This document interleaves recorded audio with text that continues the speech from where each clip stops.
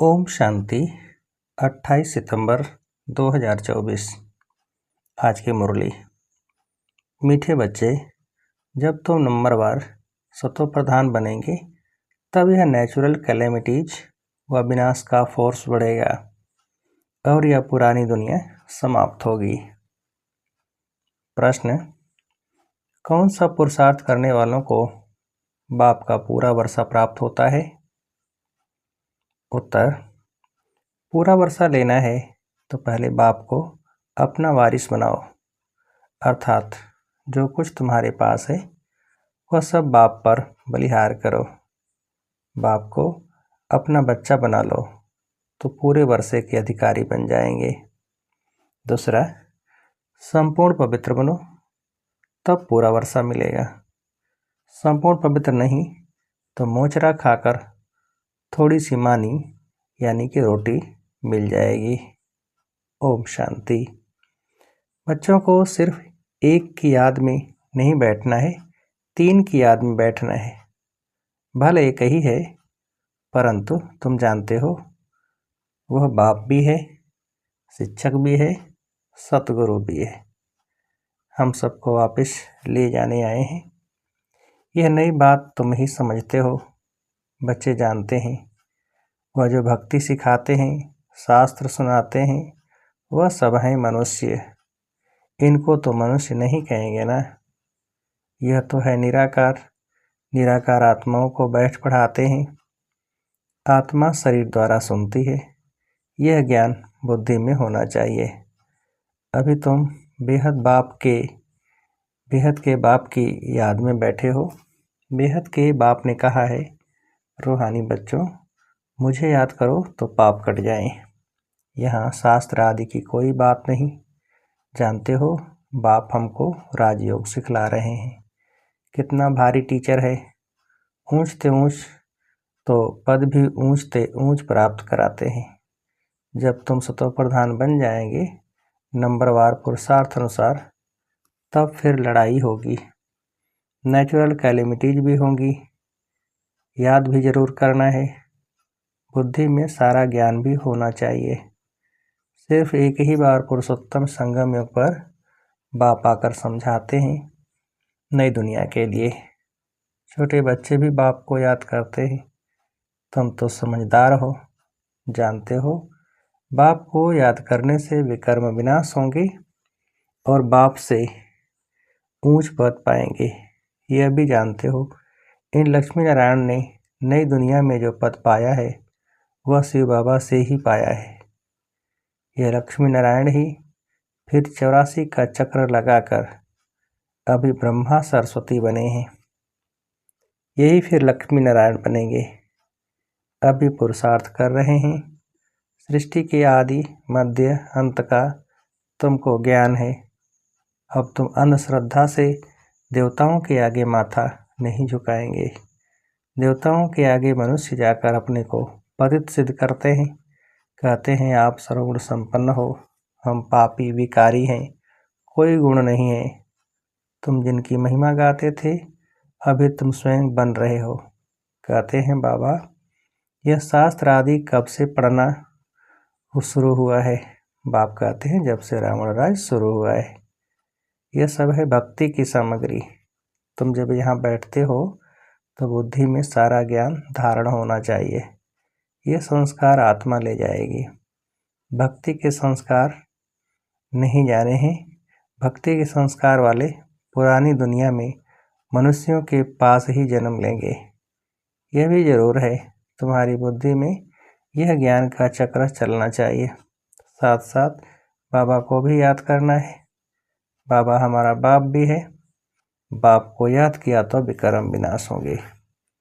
बाबा हमारा टीचर भी है तो पढ़ाई बुद्धि में आएगी और सृष्टि चक्र का ज्ञान बुद्धि में है, जिससे तुम चक्रवर्ती राजा बनेंगे। याद की यात्रा चल रही है। ओम शांति। भक्ति और ज्ञान। बाप को कहा जाता है ज्ञान का सागर। उनको भक्ति का सारा मालूम है। भक्ति कब शुरू हुई, कब पूरी होगी, मनुष्यों को यह पता नहीं। बाप ही आकर समझाते हैं। सतयुग में तुम देवी देवता विश्व के मालिक थे। वहाँ भक्ति का नाम नहीं, एक भी मंदिर नहीं था। सब देवी देवता ही थे। पीछे जब आधी दुनिया पुरानी होती है, यानी 2500 वर्ष पूरे होते हैं, अथवा त्रेता और द्वापर का संगम होता है, तब रावण आता है। संगम तो जरूर चाहिए। त्रेता और द्वापर के संगम पर रावण आते हैं, जबकि देवी देवता वाम मार्ग में गिरते हैं। यह सिवाय तुम्हारे कोई नहीं जानते। बाप भी आते हैं कलयुग अंत और सतयुग आदि के संगम पर, और रावण आता है त्रेता और द्वापर के संगम पर। अब उस संगम को कल्याणकारी नहीं कहेंगे, उनको तो अकल्याणकारी ही कहेंगे। बाप का ही नाम कल्याणकारी है। द्वापर से अकल्याणकारी युग शुरू होता है। बाप तो है चैतन्य बीज रूप, उनको सारे झाड़ की नॉलेज है। वह बीज भी अगर चैतन्य हो तो समझावे। मेरे से यह झाड़ ऐसे निकलता है, परंतु जड़ होने कारण बता नहीं सकता। हम समझ सकते हैं कि बीज डालने से पहले झाड़ छोटा सा निकलता है, फिर बड़ा हो फल देना शुरू हो करता है, परंतु चैतन्य ही सब कुछ बता सकते हैं। दुनिया में तो आजकल मनुष्य क्या क्या करते रहते हैं, इन्वेंशन निकालते रहते हैं, चंद्रमा में जाने की कोशिश करते हैं। ये सब बातें अभी तुम सुन रहे हो। चंद्रमा तरफ कितना ऊंचा लाखों माइल्स तक चले जाते हैं। जांच करने के लिए देखें चंद्रमा क्या चीज़ है। समुद्र में कितना दूर तक जाते हैं, जांच करते हैं, परंतु अंत पा नहीं सकते, पानी ही पानी है। एरोप्लेन में ऊपर जाते हैं, उन्हों को पेट्रोल इतना डालना है जो फिर वापस भी आ सके। आकाश बेहद है ना, सागर भी बेहद है। जैसे यह बेहद का ज्ञान सागर है, वह है पानी का बेहद का सागर। आकाश तत्व भी बेहद है, धरती भी बेहद है। चलते जाओ, सागर के नीचे फिर धरती है। पहाड़ी किस पर खड़ी है? धरती पर। फिर धरती को खोदते हैं तो पहाड़ निकल आता, उसके नीचे फिर पानी भी निकल आता है। सागर भी धरनी पर है, उसका कोई अंत नहीं पा सकते हैं कि कहाँ तक पानी है, कहाँ तक धरती है। परमपिता परमात्मा जो बेहद का बाप है, उनके लिए बेअंत नहीं कहेंगे। मनुष्य भल कहते हैं ईश्वर बेअंत है, माया भी बेअंत है, परंतु तुम समझते हो ईश्वर तो बेअंत हो नहीं सकता। बाकी यह आकाश बेअंत है। यह 5 तत्व हैं, आकाश वायु। यह 5 तत्व तमो प्रधान बन जाते हैं। आत्मा भी तमो प्रधान बनती है, फिर बाप आकर सतो प्रधान बनाते हैं। कितनी छोटी आत्मा है, 84 जन्म भोगती है। यह चक्र फिरता ही रहता है। यह अनादि नाटक है, इनका अंत नहीं होता। यह परंपरा से चला आता है। कब से शुरू हुआ यह कहें तो फिर अंत भी हो। बाकी यह बात समझानी है, कब से नई दुनिया शुरू होती है फिर पुरानी होती है। यह 5000 वर्ष का चक्र है जो फिरता ही रहता है। अभी तुम जानते हो। बाकी उन्होंने तो धुक्का यानी गपोड़ा लगा दिया है। शास्त्रों में लिखा है कि सतयुग की आयु इतनी लाखों वर्ष है, तो मनुष्य सुनते सुनते उनको ही सच समझ लेते हैं। पता नहीं पड़ता भगवान कब आकर अपना परिचय देंगे। न जानने के कारण कह देते हैं कलयुग की आयु 40,000 वर्ष अभी पड़ी है। जब तक तुम न समझाओ, अभी तुम निमित्त हो समझाने के लिए कि कल्प 5000 वर्ष का है, न कि लाखों वर्ष का। भक्ति मार्ग की कितनी सामग्री है। मनुष्यों को पैसा होता है तो फिर खर्चा करते हैं। बाप कहते हैं मैं तुमको कितने पैसे देकर चाहता हूँ। बेहद का बाप तो जरूर बेहद का वर्षा देंगे। इससे सुख भी मिलता है, आयु भी बड़ी होती है। बाप बच्चों को कहते हैं मेरे लाडले बच्चों आयुष्मान भव। वहाँ तुम्हारी आयु 150 वर्ष रहती है, कभी काल नहीं खा सकता है। बाप वर देते हैं, तुमको आयुष्मान बनाते हैं, तुम अमर बनेंगे, वहाँ कभी अकाले मृत्यु नहीं होगी। वहाँ तुम बहुत सुखी रहते हो, इसलिए कहा जाता है सुखधाम। आयु भी बड़ी होती, धन भी बहुत मिलता है, सुखी भी बहुत रहते हो, कंगाल से सिरताज बन जाते हैं। तुम्हारी बुद्धि में है, बाप आते हैं देवी देवता धर्म की स्थापना करने। वह तो जरूर छोटा झाड़ होगा, वहाँ है ही एक धर्म, एक राज्य, एक भाषा, उसको ही कहा जाता है विश्व में शांति। सारे विश्व में हम ही पाठधारी हैं, ये दुनिया नहीं जानती। अगर जानती हो तो बताए, कब से हम पाठ बजाते आए हैं, अभी तुम बच्चों को बाप समझा रहे हैं। गीत में भी है ना, बाबा से जो मिलता है सो और कोई से नहीं मिलता। सारी पृथ्वी, आसमान, सारी विश्व की राजधानी दे देते हैं। ये लक्ष्मी नारायण विश्व के मालिक थे। फिर बाद में जो राजाएं आदि होते हैं वह भारत के थे। गायन भी है, जो बाबा देते हैं वह और कोई दे न सके, बाप ही आकर प्राप्ति कराते हैं। तो यह सारा ज्ञान बुद्धि में रहना चाहिए, जो कोई को भी समझा सको। इतना समझने का है, अब समझा कौन सकते हैं, जो बंधन मुक्त हो। बाबा के पास जब कोई आते हैं तो बाबा पूछते हैं कितने बच्चे हैं, तो कहते 5 बच्चे अपने हैं और छठा बच्चा शिव बाबा है। तो ज़रूर सबसे बड़ा बच्चा ठहराना। शिव बाबा के बन गए तो फिर शिव बाबा अपना बच्चा बनाए विश्व का मालिक बना देते हैं, बच्चे वारिस हो जाते हैं। यह लक्ष्मी नारायण शिव बाबा के पूरे वारिस हैं। आगे जन्म में शिव बाबा को सब कुछ दे दिया, तो वर्षा ज़रूर बच्चों को मिलना चाहिए। बाबा ने कहा मुझे वारिस बनाओ, फिर दूसरा कोई नहीं।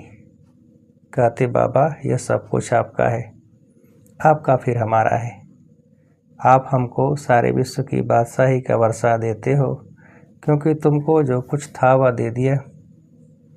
ड्रामा में नूद है ना, अर्जुन को विनाश भी दिखाया तो चतुर्भुज भी दिखाया। अर्जुन कोई और तो नहीं है, इनको साक्षात्कार हुआ, देखा राजाई मिलती है, तो क्यों न शिव बाबा को वारिस बनाऊं, वह फिर हमको वारिस बनाते हैं। यह सौदा तो बहुत अच्छा है। कभी कोई से कुछ पूछा नहीं, गुप्त सब कुछ दिया। इसको कहा जाता है गुप्त दान। किसको क्या पता इन्हों को क्या हो गया, किन्होंने समझा इनको वैराग्य आया, शायद सन्यासी बन गया। तो यह बच्चियां भी कहती हैं 5 बच्चे तो अपने हैं, बाकी एक बच्चा हम इनको बनाएंगे। इसने भी सब कुछ बाबा के आगे रख दिया, जिससे बहुतों की सर्विस हो। बाबा को देख सबको ख्याल आया, सब घर बार छोड़ भाग आए। वहाँ से ही हंगामा शुरू हुआ। घर बार छोड़ने की उन्होंने हिम्मत दिखाई। शास्त्रों में भी लिखा है भट्ठी बनी थी, क्योंकि उन्हों को एकांत जरूर चाहिए, सिवाय बाप के और कोई याद न रहे, मित्र संबंधियों आदि की भी याद न रहे, क्योंकि आत्मा जो पतित बनी है उनको पावन जरूर बनाना है। बाप कहते हैं गृहस्थ व्यवहार में रहते पवित्र बनो। इस पर ही मुसीबत आती है। कहते थे यह स्त्री पुरुष के बीच में झगड़ा डालने वाला ज्ञान है, क्योंकि एक पवित्र बने दूसरा न बने तो मारा मारी चल पड़े। इन सब ने मारे खाई हैं, क्योंकि अचानक नई बात हुई ना। सब आश्चर्य खाने लगे, यह क्या हुआ जो इतने सब भागते हैं। मनुष्यों में समझ तो नहीं है, इतना कहते थे कोई ताकत है। ऐसा तो कभी हुआ नहीं जो अपना घर बार छोड़ भागे। ड्रामा में यह सब चरित्र शिव बाबा के हैं। कोई हाथ खाली भागे, यह भी खेल है। घर बार आदि सब छोड़ भागे, कुछ भी याद नहीं रहा। बाकी सिर्फ यह शरीर है जिससे काम करना है।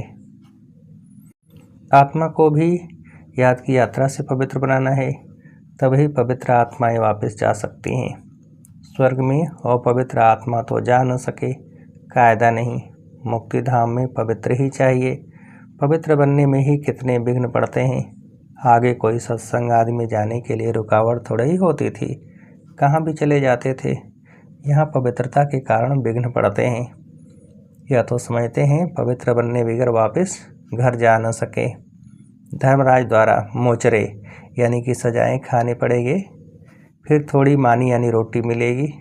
मोचरा नहीं खाएंगे तो पद भी अच्छा मिलेगा। यह समझ की बात है। बाप कहते हैं, मीठे बच्चों, तुमको हमारे पास आना है।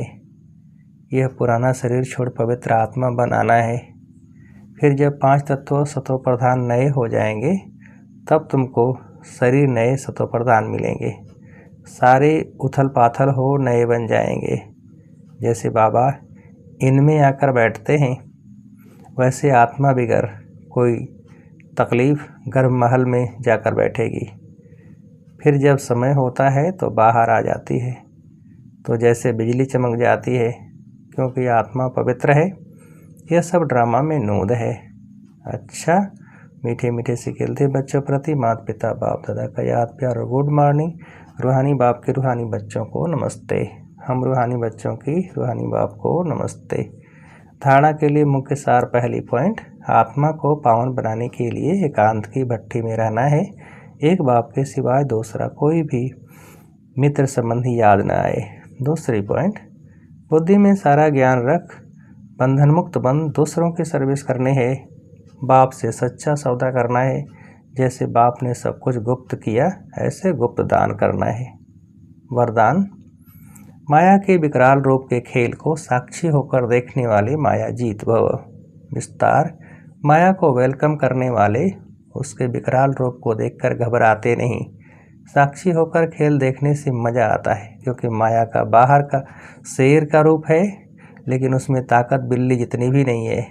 सिर्फ आप घबराकर उसे बड़ा बना देते हो। क्या करूं, कैसे होगा। लेकिन यही पाठ याद रखो, जो हो रहा है वो अच्छा और जो होने वाला है वो और अच्छा। साक्षी होकर खेल देखो तो माया जीत बन जाएंगे। स्लोगन, जो सहनशील हैं वह किसी के भाव स्वभाव में जलते नहीं। व्यर्थ बातों को एक कान से सुन दूसरे से निकाल देते हैं। जो सहनशील होते हैं वह किसी के भाव स्वभाव में जलते नहीं। व्यर्थ बातों को एक कान से सुन दूसरे से निकाल देते हैं। अच्छा, ओम शांति।